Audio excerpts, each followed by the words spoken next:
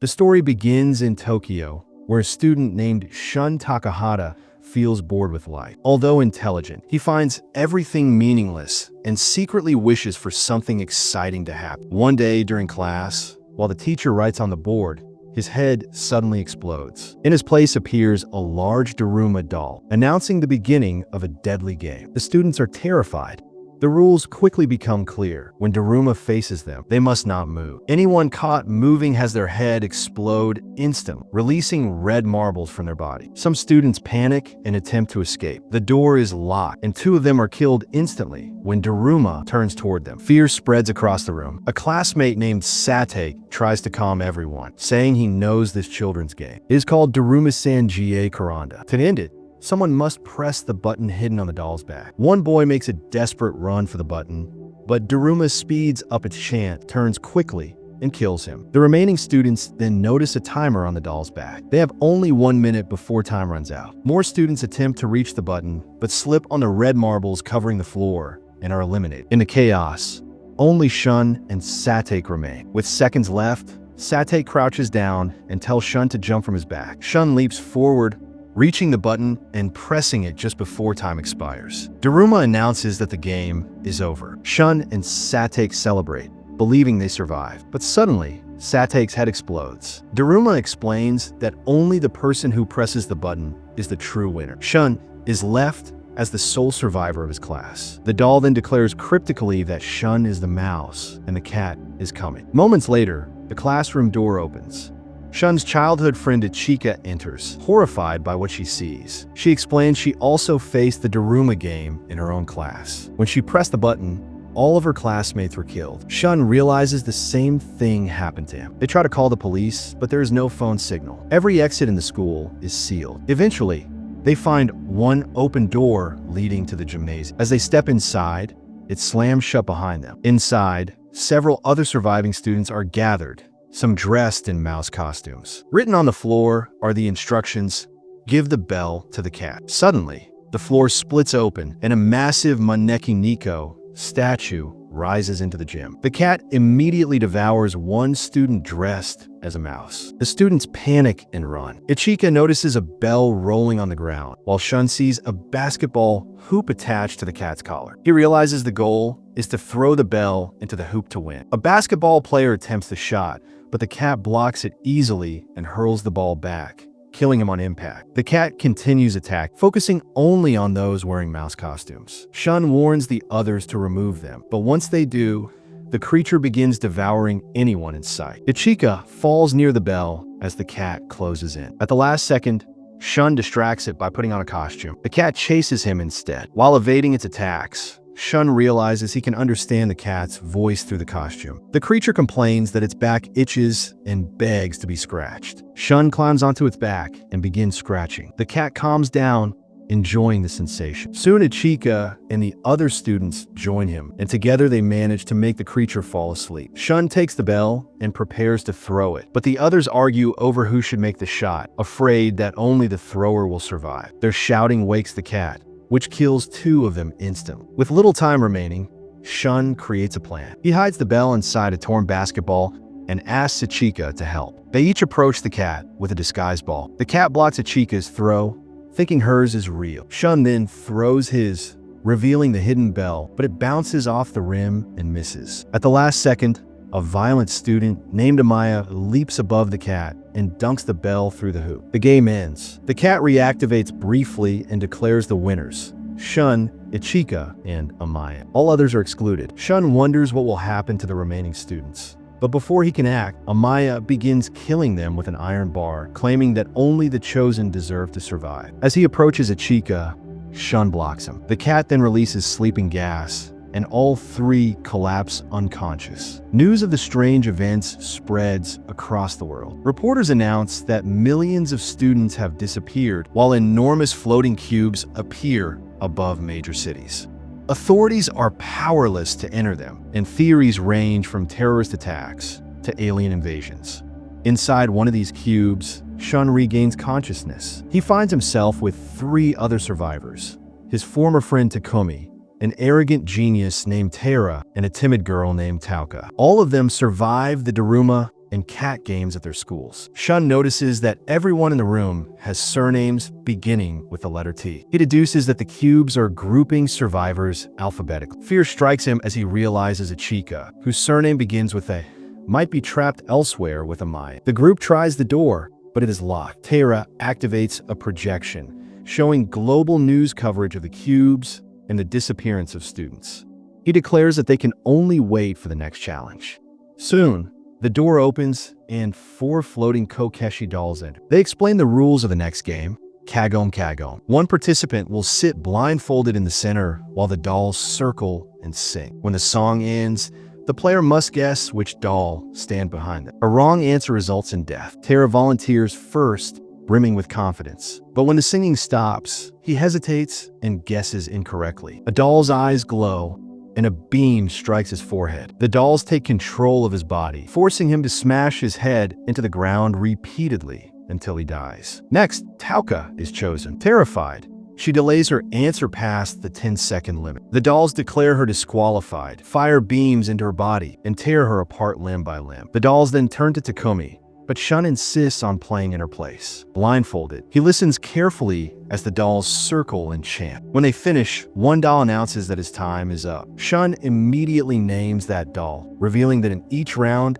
it was always the announcer standing behind the player. His deduction is correct, and the dolls are destroyed. A key appears, allowing Shun and Takumi to exit. In the corridor, they encounter another student running while chased by a different doll. The boy explains that this doll targets anyone alone. If they hold hands, they will be spared. Shun and Takumi join hands with him, and the doll leaves. As they move on, they hear screams. Shun rushes ahead and finds Ichika moments away from being caught by the same doll. He grabs her hand just in time, saving her. Together, the group proceeds deeper into the cube. In the next hall, they discover a massive wooden head protruding from a wall. On its forehead is a timer counting down from 3 minutes and 7 keyholes waiting to be filled. 2 more students arrive with 2 keys, bringing the total to 4. With time running out, they fear they will fail. Suddenly, Amaya appears, carrying the remaining 3 keys.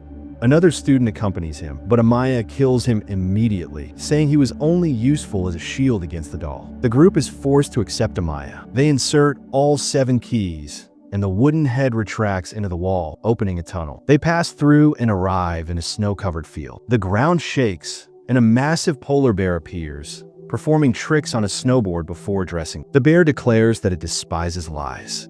The rules are simple. It will ask questions, and they must answer honestly. If a lie is detected, the group has 2 minutes to decide who the liar is, or someone will be eliminated. The first question is, what is your favorite food? Each student answers, but the bear sniffs the air and declares a lie has been told. Suspicion falls on one boy who claims his favorite food is parsley. The others accuse him, and the bear crushes him to death instantly. The second question is, do you love Shun? Ichika confesses yes. Takumi admits her feelings as well. Even Amaya claims to love him. The bear again declares that someone lied. Ichika immediately accuses Amaya, but the bear laughs, revealing the twist. One of its servants is disguised among them, lying to stir conflict. The 2 students from another school quickly accuse Takumi, reasoning she is the only one who doesn't share history with the others. Shun and Ichika defend her, but Amaya votes against her as well. The majority decides. The bear crushes Takumi, killing her. Shun notices her blood stains the bear's paw, wiping away its white surface to reveal black fur beneath. He realizes the truth. The bear itself is the liar. He accuses it directly. Enraged, the bear attacks. The survivors flee across the ice as the ground cracks open. The bear crashes into a hot spring below, steam burning its body until it collapses. With the liar defeated, the survivors advance to the final challenge. After the polar bear's defeat, the remaining survivors are led into a new area. Waiting for them are several dolls, who announce the rules of the final game. Kick the can. One participant will be chosen as Akuma, the demon. He must first take a can from its perch and place it in the center of a circle on the ground. Once the can is in place, the others must find hiding spots before sunset. The Akuma's goal is to capture at least 3 players. To do so, he must see their face, call their name aloud, and stomp on the can. The captured are locked inside a cell until the game ends. The other players can still win if one of them kicks the can. Doing so frees the captives and defeats the Akuma. But there is a catch. The can contains an explosive. Whoever kicks it will die. Lots are drawn, and Amaya is chosen as the Akuma. The game begins. Without hesitation, Amaya kicks one of the dolls into the can, knocking it to the circle instantly. This gives the others almost no time to hide. He then sets out to hunt them down. Two students from another school are found first. They try to resist, but are quickly overpowered. Amaya calls their names, stomps on the can, and imprisons them. From a distance, Ichika and Shun watch.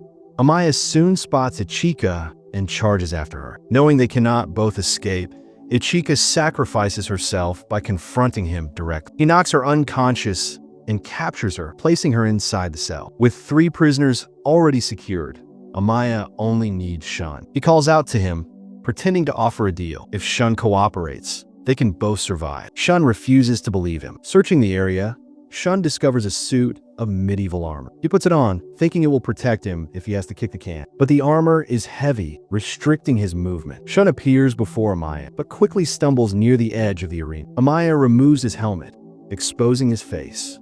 Confident of victory, Amaya turns to step on the can. But then he realizes a chain is fastened around his waist, tied to Shun's armor. Shun throws himself over the edge, dragging Amaya with him. Below, Shun frees himself from the armor and climbs back toward the arena. Amaya struggles to remove the heavy weight, desperately trying not to fall. Shun, exhausted, reaches the can. Amaya finally breaks loose and races to stop him. Both run toward the center, but Shun gets there first and kicks the can. The explosion never comes. The dolls appear, announcing the game is over. They admit the bomb was a lie, meant only to increase fear. Shun is declared the champion of the final game. With the king kicked and the game finished, the dolls appear once more. They announce that the trials are over and no one else will die. As a reward for reaching the end, each of the remaining students is given a popsicle. The dolls instruct them to eat the popsicles before leaving. Shun sits beside Ichika, relieved that they survived together. They talk quietly about the future,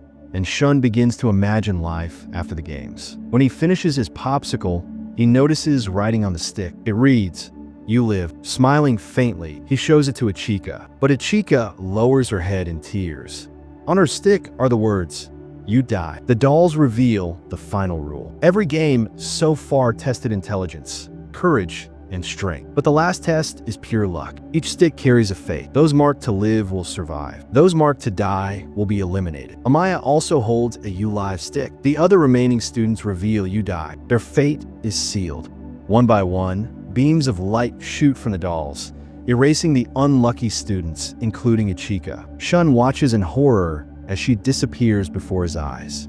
When it ends, only Shun and Amaya remain. The dolls declare them the chosen survivors. The two are lifted to the top of a massive floating cube above Tokyo. Below, crowds of people watch and cheer. Broadcasters call them children of God. The dolls proclaim that the survivors will follow 2 different paths, one toward creation and one toward destruction. One will become a god, while the other will become a god of death. Shun stands in silence, devastated by the loss of Ichika. Amaya, however, celebrates his survival with a twisted sense of triumph. The cube hovers above the city as the world looks on. The deadly games have ended, but the survivors' destinies have only just begun.